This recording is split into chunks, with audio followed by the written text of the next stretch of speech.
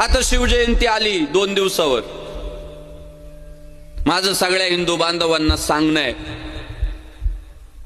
तुमची भावना वाईट नसते, पण तुमच्याकडून कृती चुकीची घडते.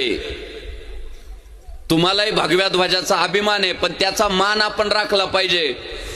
तुम्ही बघा, रस्त्यांमध्ये आडवे ध्वज बांधलेले असतात. रस्त्याच्या त्या बाजूला एक खांब लावायचा, या बाजूला एक खांब लावायचा, मध्ये दोरी घालायची, त्यात आडवा ध्वज द्यायचा कोंबून. तो भगव्या ध्वजाचा अपमान आहे. ध्वज कधी आडवा बांधत असतात का?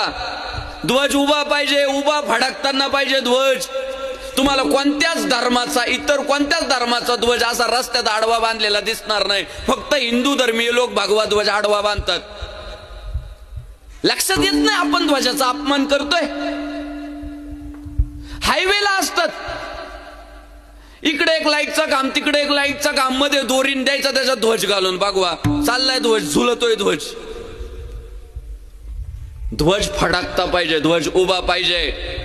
पुढे शिवजयंतीच्या कालावधीमध्ये महाराष्ट्रातल्या तमाम माझ्या हिंदू सहकाऱ्यांना माझी विनंती आहे की कृपा करून आपणच आपल्या हिंदू धर्माची इज्जत घालू नका. आपणच आपल्या भगव्या ध्वजाची किंमत कमी करू नका.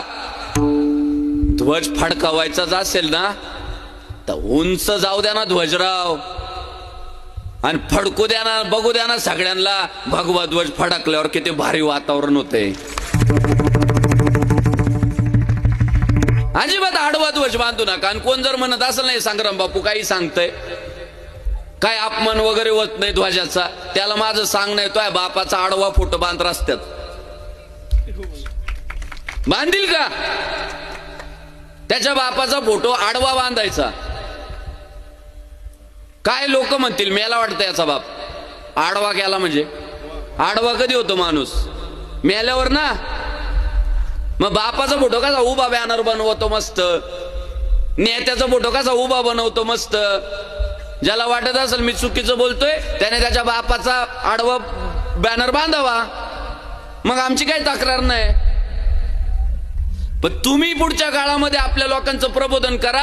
आडवे ध्वज जर रस्त्यात कोण बांधत असेल तर त्या सहकार्यांना सांगा, बाबा तुमची भावना चांगली आहे पण कृती चुकीची आहे.